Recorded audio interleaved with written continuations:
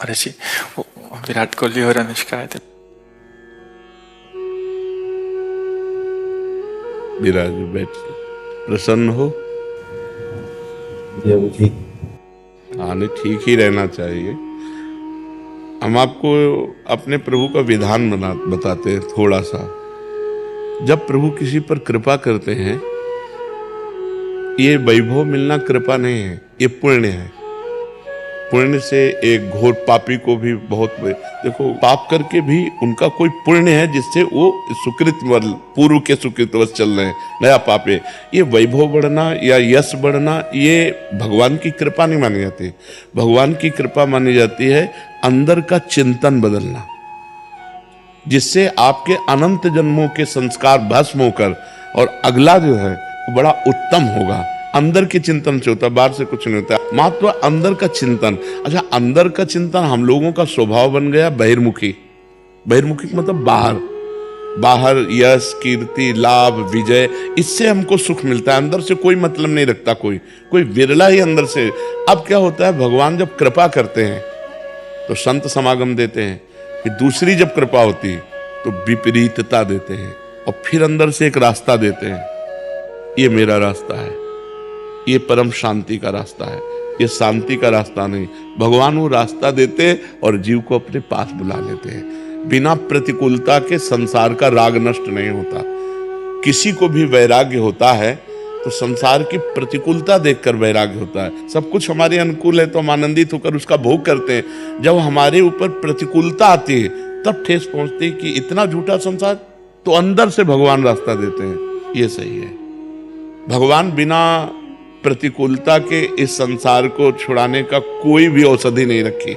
आज तक जितने बड़े महापुरुष हुए हैं, जिनका जीवन बदला है, उनको प्रतिकूलता का दर्शन करके बदला है। तो कभी प्रतिकूलता आए तो उस समय आनंदित हो कि मेरे ऊपर अब भगवान की कृपा हो रही है, कि मुझे सतमार्ग में चलने की प्रेरणा मिल रही है। अगर सतमार्ग छूटा हो, ये सब तो एक सेकंड के लिए आप विचार कीजिए। अब अपना सुधार कर लो, अपने जीवन को सत्य में ले आओ, तो अगला जो होगा वो बहुत जोर का होगा। चाहे जन्म हो तो श्रीवान, कुलवान, धनवान, वैभव संपन्न ऐसे, और भक्ति की अनुकूलता, भक्ति की अनुकूलता। खास बात श्रीवान, धनवान, कुलवान नहीं, खास बात भक्ति की अनुकूलता। अगर इस जन्म में भगवत प्राप्ति नहीं हुई तो भगवान श्री कृष्ण ने गीता में कहा है कि मेरे भक्त का नाश नहीं होता। मैं कुलवान, धनवान, श्रीवानों के कुल में जन्म देता हूं और फिर पुनः भक्ति का माहौल देता हूं, और पूर्व का जो भजन छूटा हुआ हो वहीं से उसको। अब बिल्कुल ऐसे ही रहो जैसे रह रहे हो, बिल्कुल संसारिक बन करके रहो, लेकिन अंदर का चिंतन आपका बदल जाए। अंदर के चिंतन में आपकी यश की भावना न रह जाए, अंदर के चिंतन में आपको धन बढ़ाने की भावना न रह जाए। अंदर का चिंतन हो जाए, प्रभु बहुत जन्म व्यतीत हो गए, अब एक बार आपसे मिलना चाहती हूँ, एक बार आपसे मिलना चाहते हैं प्रभु, मुझे आप चाहिए, अब संसार नहीं। तो बात बन जाएगी, तो बात बन जाएगी। तो इसलिए आनंद पूर्वक भगवान का नाम जप करो, बिल्कुल चिंता मत करो। बाबा, क्या नाम जप से हो जाएगा पूरा? ये हम अपने जीवन का अनुभव बताते हैं। सांख्य योग और अष्टांग योग और कर्म योग और भक्ति योग, चारों योगों में प्रवेश रहा है। पहले हम सन्यासी रहे 20 वर्ष सन्यासी रहे काशी विश्वनाथ जी। तो हम सांख्य योग, अष्टांग योग, जो अष्टांग योग है ना, अष्टांग योग, कर्म योग, इन तीनों को अच्छी प्रकार जान करके और फिर भक्ति योग में आए हैं। स्वयं भगवान शंकर से बढ़कर कोई ज्ञानी तो नहीं ना, सनकादि से बढ़कर कोई ज्ञानी नहीं। वो हरिश शरणम सनकादि हर समय जपते रहते हैं। भगवान शिव राम राम राम राम राम राम जपते रहते हैं। हम वृंदावनवासी प्रिया प्रीतम के उपासी, तो जो राम में राह है वही राह है, जो धा है ये रस देने वाली वस्तु है। तो हम राधा राधा राधा राधा, मतलब आप ये समझो कि हमारी इतनी तार्किक बुद्धि रही, हमारी श्रद्धालु बुद्धि नहीं रही। सन्यासी की जो बुद्धि होती है वो तर्क प्रधान होती, कसौटी पर कसने पर। तो हम केवल भावुकता में राधा राधा का प्रचार नहीं कह रहे कि हमने सुना और ऐसे ग्रंथों में पढ़ा, ऐसे कह रहे, स्वयं स्वाद लेके कह रहे और विश्वास के साथ कह रहे कि यदि आप राधा राधा जपते हो तो इसी जन्म में भगवत प्राप्ति हो जाएगी, इसी जन्म में। जैसे किसी से कहा जाए कि तुम सत्य बोलो, मंदिर में चढ़ के बोलो, तो हम मंदिर में नहीं, हम वृंदावन में बैठे हैं। करोड़ों मंदिर इसकी समानता नहीं कर सकते, भगवान का परम धाम है। अगर राधा राधा नाम चल रहा है तो इसी जन्म में भगवत प्राप्ति हो जाएगी। हमारी आखिरी श्वास यदि राधा, तो मुझे श्री जी की प्राप्ति, भगवान की प्राप्ति हो जाएगी। इसमें कोई संशय नहीं और किसी साधनों की कोई आवश्यकता नहीं। आप केवल अंदर ही अंदर चलाइए और लिखिए।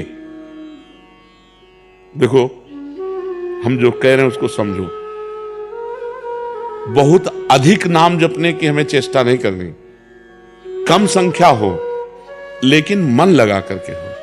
जैसे हम, अब देखो, आप लिखो राधा, अपने दिमाग में लिखो, खुले नेत्र लिखो या बाहर बाहर देखो, दिखाई दे रहा है राधा लिखा हुआ, वही कान में सुनो राधा, वही अंदर उठाओ राधा। ये तीनों का एकाकार हो जाए तो ये करोड़ों नाम जप के बराबर है। देखो, जैसे हम बोला राधा, ऐसे हम 1000 राधा नाम बोले तो हम बोला राधा, ये उपांशु है, इसे उपांशु कहते हैं।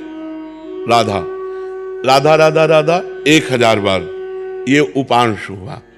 अब ये ऐसे उपांशु हम 10,000 बार जप करें, अंदर देखते हुए बोले राधा, उपांशु 10,000 बार नाम जप करने का फल एक बार मानसिक में है।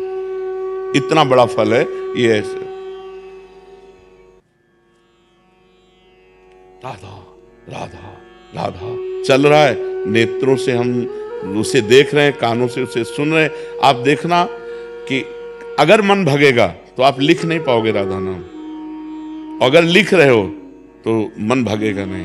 तो चाहे 10 बार लिखो, 100 बार लिखो, लेकिन एक अभ्यास बनाओ ऐसा कि कुछ समय शांति से स्नान आदि करके बैठ गए और राधा राधा लिख रहे हैं, उसी का चिंतन कर रहे हैं। इसे अपना जीवन बना लो, फिर आप परिणाम में खुद देख लेना। कोई घाटे का सौदा तो है नहीं, ठीक है। ये सखी को दे दे, ठाकुर शिव जी की है।